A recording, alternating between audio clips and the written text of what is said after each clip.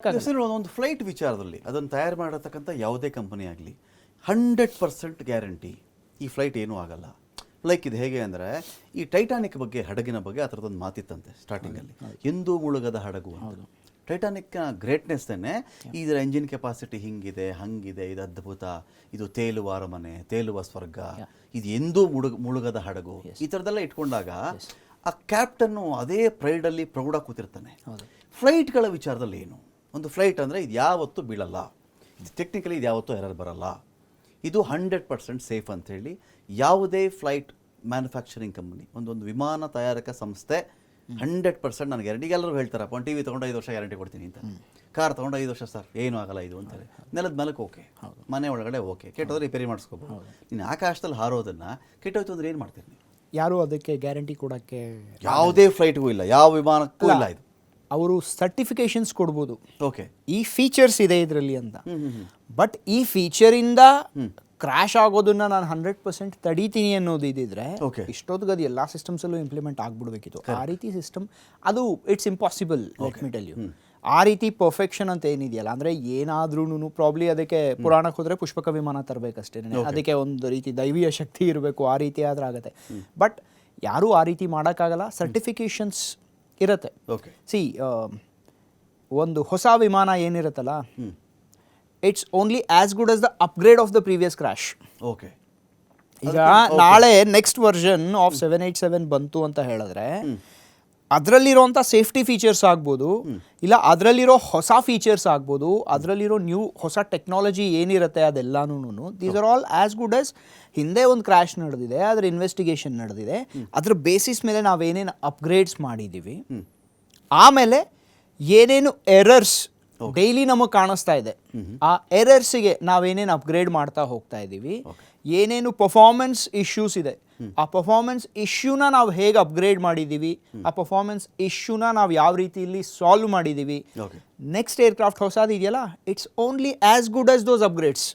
ಅದಕ್ಕಿಂತ ಮುಂದೆ ಹೋಗಕ್ಕೆ ಸಾಧ್ಯ ಇಲ್ಲ. ಇನ್ನೊಂದು ಪಾಯಿಂಟ್ ಇದೆ ಇಲ್ಲಿ ಸುನಿಲ್. ಈಗ ಒಬ್ಬ ಪ್ರಯಾಣಿಕ ಈಗ ಹೋದ ತಕ್ಷಣ ಒಬ್ಬರು ಗಗನಸಖಿಯಲ್ಲಿ ಇರ್ತಾರೆ, ಗೈಡ್ ಮಾಡ್ತಾರೆ. ಅಕಸ್ಮಾತ್ ಈ ವಿಮಾನ ತೊಂದರೆಗೀಡಾದರೆ ನೀವೇನೇನು ಮಾಡಬೇಕು, ಆಕ್ಸಿಜನ್ ಮಾಸ್ಕ್ ಆಗಲಿ, ಸೀಟ್ ಬೆಲ್ಟ್ಗಳ ಬಗ್ಗೆ ಆಗಲಿ, ಯಾವ ಕಡೆ ಹೋಗಬೇಕಾಗತ್ತೆ, ಎಲ್ಲರೂ ಯಾವ ಕಡೆ ರಶ್ ಆಗಬಾರ್ದು, ಎಮರ್ಜೆನ್ಸಿ ಡೋರ್ಗಳಲ್ಲಿ ಎಲ್ಲ ಒಂದು ಗೈಡ್ ಮಾಡ್ತಾರೆ.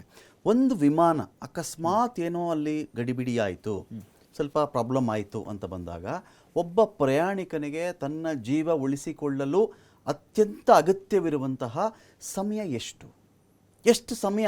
ಅಕಸ್ಮಾತ್ ಈ ಫ್ಲೈಟ್ ಈಗ ಟೇಕ್ ಆಫ್ ಆಗಿದೆ, ಟೇಕ್ ಆಫ್ ಆಗಿ ಸ್ವಲ್ಪ ದೂರ ಹೋಗ್ತಾ ಇದೆ, ಇನ್ನೊಂದು ಸ್ವಲ್ಪ ಟೈಮ್ ಇದ್ದುಬಿಟ್ಟಿದ್ದರೆ ಅದನ್ನಷ್ಟು ಪ್ರಯಾಣಿಕರು ಅದು ಪ್ಯಾರಾಚೂಟ್ ಬಳಸ್ತಾರೋ ಬೇರೆ ರೀತಿ ನನಗೆ ಗೊತ್ತಿಲ್ಲ. ಅದು ಹೇಗೆ, ಎಷ್ಟು ಮಿನಿಮಮ್ ಟೈಮ್ ಎಷ್ಟು ಬೇಕಾಗುತ್ತೆ ಅಂತ ಒಬ್ಬ ಪ್ರಯಾಣಿಕನಿಗೆ ವಿತ್ ಆಲ್ ಪ್ರಿಕಾಷನ್ಸ್ ಅಂತ ಹೇಳಿ?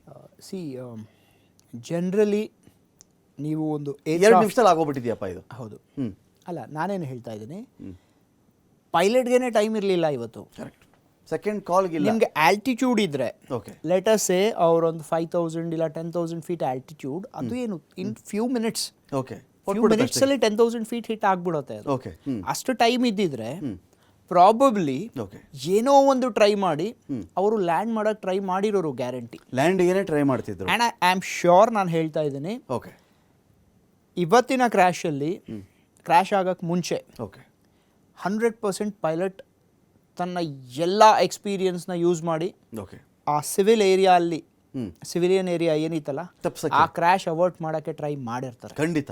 ಇದು ಈಗ ಇವತ್ತು ನಾನು ಹೇಳ್ತಾ ಇದ್ದೀನಿ ಅದು that's the ethos of a pilot. ಯಾಕಂದ್ರೆ ಅವ್ರಿಗೆ ಆ ರೆಸ್ಪಾನ್ಸಿಬಿಲಿಟಿ ಅವ್ರಿಗೆ ಇರುತ್ತೆ. ಅವ್ರು ಯಾವಾಗಲೂ they will fly with the attitude. ಏನಂತ ಇದ್ರೆ ಅವ್ರ ಆಟಿಟ್ಯೂಡ್ ಬರೀ ನನ್ನ ಪ್ರಾಣ ಅಲ್ಲ, there are so many people sitting. ಇಷ್ಟು 100 ಜನ ಅಲ್ಲಿ ಕೂತಿದ್ದಾರೆ ಈ ಏರ್ಕ್ರಾಫ್ಟ್ ಅಲ್ಲಿ, ಅವರ ಫ್ಯಾಮಿಲೀಸ್ ಇದೆ, ಸಂಬಡಿ ಎಲ್ಸ್ ಈಸ್ ವೈಟಿಂಗ್, ಇದೆಲ್ಲ ಈಥೋಸ್ ಇರುತ್ತೆ ಅಂಡ್ ಅವ್ರು ಖಂಡಿತ ಮಾಡಿರ್ತಾರೆ. ಬಟ್ ಫ್ಯೂ ಸೆಕೆಂಡ್ಸ್ ಅಲ್ಲಿ ನೀವೇನು ಮಾಡೋಕ್ಕಾಗತ್ತೆ? Most important for trying anything is altitude. 10,000 ಆಲ್ಟಿಟ್ಯೂಡೇನೇ ನೀವು ಗೈನ್ ಮಾಡೋಕ್ಕಾಗಲಿಲ್ಲ, ನೀವು ಆಲ್ಟಿಟ್ಯೂಡೇ ಗೈನ್ ಮಾಡೋಕ್ಕಾಗಲಿಲ್ಲ. 625 feet is nothing for an aircraft. ಅದು ಹತ್ತತ್ರ ಎಷ್ಟೋ ಟನ್ ಗಟ್ಟಲೆ ಅದ್ರ ವೆಯ್ಟ್ ಇದೆ, ಐ ಡೋಂಟ್ ನೋ ಎಕ್ಸಾಕ್ಟ್ಲಿ ಅದ್ರ ವೆಯ್ಟ್ ಎಷ್ಟಿದೆ ಅಂತ. ಅಷ್ಟು ಫ್ಯೂಯಲ್ ತೊಗೊಂಡು, ಅಷ್ಟು ಪ್ಯಾಸೆಂಜರ್ಸ್, ಅಷ್ಟು ಸಿಸ್ಟಮ್ಸ್, ಹೆವಿ ಎಂಜಿನ್ಸ್, ಅವ್ರದ್ದೆಲ್ಲ Luggage. ಕಾರ್ಗೋ ಇದನ್ನೆಲ್ಲ ತೊಗೊಂಡು ಐ ಮೀನ್ ಲಗೇಜ್ ತೊಗೊಂಡು ಲಾಜಿಸ್ಟಿಕ್ಸ್ ತೊಗೊಂಡು ಅದು ಹಾರ್ತಿದೆ ಅಂತ ಹೇಳಿದ್ರೆ ಎಷ್ಟು ವೆಯ್ಟ್ ಇರ್ಬೇಡ, Okay. 625 ಫೀಟ್ ಅದಲ್ಲ. ಆಮೇಲೆ ಇಷ್ಟೇ ಅಂತ ನಾವು ಹೇಳೋಕ್ಕಾಗಲ್ಲ, lot of factors play in. Okay, ಅಂದ್ರೆ ಈ 10,000 ಫೀಟಲ್ಲಿ ಇದ್ದಿದ್ರೆ ಎಲ್ಲರೂ ಆಗಿರ್ತಿತ್ತು. ಇನ್ ಜನರಲ್ ಯೋಚನೆ ಮಾಡೋದು ಸ್ವಲ್ಪ ಮೇಲೆ ಇದ್ದಿದ್ರೆ ಒಂದಷ್ಟು ಪ್ರಯಾಣಿಕರಿಗೆ ಪ್ಯಾರಾಚೂಟ್ಗಳು ಲ್ಯಾಂಡ್ ಮಾಡೋಕ್ಕೆ ಟ್ರೈ ಮಾಡ್ಬೋದು. ಪ್ಯಾರಾಶೂಟ್ಸ್ ಇರಲ್ಲ sir, let me tell you. Parachutes general ಆಗಿ ಅದು ಇರಬೇಕು. But what I am trying to tell you is parachutes ಹಾಕಿ ನೀವು ಅವ್ರನ್ನ ಆಚೆ ಕಳ್ಸಕ್ಕೆ ನೀವು ಎಲ್ಲಿಂದ ಯಾವ ಆಲ್ಟಿಟ್ಯೂಡ್ ಇಂದ ಕೆಳಗಡೆ ಕಳಿಸ್ತೀರಾ ಅವ್ರನ್ನ? ಅವ್ರಿಗೆ ಲ್ಯಾಂಡ್ ಆಗಿ ಬರತ್ತಾ? ಎಲ್ಲಾರು ಪ್ಯಾರಾಶೂಟ್ಸ್ ಆಪರೇಟ್ ಮಾಡ್ಬಿಡ್ತಾರ? It is not going to happen like that. Parachutes ಇಟ್ಕೊಂಡು ಯಾರನ್ನು ಸಿವಿಲ್ ಏವಿಯೇಷನ್ ಅಲ್ಲಿ ಆಗಲಿ ಬಳಸಲ್ಲ ಅಂತ ಹೇಳಿ ಫೈಟರ್ ಜೆಟ್ಸ್ ಅಲ್ಲಿ ಇರುತ್ತೆ. ಅದು ಇನ್ ಬಿಲ್ಟ್ ಸಿಸ್ಟಮ್. ಲ್ಯಾಂಡ್ ಆದ್ರೇನೆ ಅವ್ರು ಸೇಫ್ ಅಂತ. ನೀವು ಟೇಕ್ ಆಫ್ ಆಗಬೇಕು, ನೀವು ಲ್ಯಾಂಡ್ ಆಗಬೇಕು, ಅಷ್ಟು ಬಿಟ್ಬಿಟ್ಟು there are no safety features available. ಸಣ್ಣ ಏರ್ಕ್ರಾಫ್ಟ್ಸ್ಗೆ BRS ಬ್ಯಾಲಿಸ್ಟಿಕ್ ರಿಕವರಿ ಸಿಸ್ಟಮ್ಸ್ ಅಂತ ಇರುತ್ತೆ. ಸಣ್ಣ ಏರ್ಕ್ರಾಫ್ಟ್ಸ್ ಪ್ಯಾರಾಶೂಟ್ ಓಪನ್ ಆಗಿ ಲ್ಯಾಂಡ್ ಆಗುತ್ತೆ. ನೀವು ನೋಡ್ಬೋದು, ತುಂಬಾ ವಿಡಿಯೋಸ್ ಇದೆ ಇದ್ರ ಮೇಲೆ. ನಾವು ಎಕ್ಸ್ಪೆರಿಮೆಂಟ್ಸ್ ಮಾಡಿದ್ವಿ. ಅಂದರೆ ನಾನು M.Tech ಮಾಡುವಾಗ ನನ್ನ ಪ್ರಾಜೆಕ್ಟ್ ಆಗಿತ್ತು ಅದು. ಓಕೆ, ಆಲ್ದೋ ನಾನು ಫೇಲ್ ಆದೆ ಆ ಪ್ರಾಜೆಕ್ಟ್, ನನ್ನ ಟೀಮ್ ಫೇಲ್ ಆಯಿತು.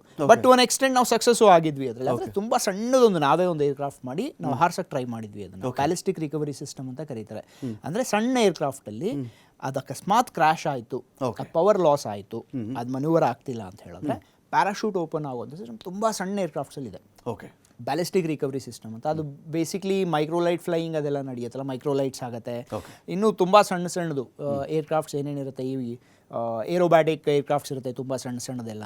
ನೀವು ಯೂಟ್ಯೂಬಲ್ಲಿ ನೋಡ್ಬೋದು, ಒಂದು ವಿಡಿಯೋ ಇದೆ, ಅದ್ರದ್ದು ಒಂದು ವಿಂಗ್ ಮುರಿದೋಗ್ಬಿಡುತ್ತೆ ಒಂದು ಏರ್ ಶೋ ಅಲ್ಲಿ at some altitude. BRS open ಆಗುತ್ತೆ, ಆ ಪ್ಯಾರಾಶೂಟಲ್ಲಿ ನಿಧಾನಕ್ಕೆ ಅದು ಲ್ಯಾಂಡ್ ಆಗುತ್ತೆ. ಪೈಲಟ್ ಬದುಕ್ಬಿಟ್ಟು ಈಚೆಗೆ ಬರ್ತಾನೆ ಅದರಿಂದ. ನಾವು ಇಮ್ಯಾಜಿನ್ ಮಾಡ್ಕೊಳ್ಳಿ ಅದಿಲ್ಲ ಅಂದಿದ್ರೆ. ಈಗ ಇಮ್ಯಾಜಿನ್ ಮಾಡ್ಕೊಳ್ಳಿ ಇನ್ನೊಂದು ಇಷ್ಟು ವೆಯ್ಟ್ ಇರೋವಂಥ ಏರ್ಕ್ರಾಫ್ಟ್ಗೆ ನೀವು ಎಂಥ ಪ್ಯಾರಾಶೂಟ್ ಯೂಸ್ ಮಾಡ್ತೀರಾ? Who will build it? Correct. And lot of factors.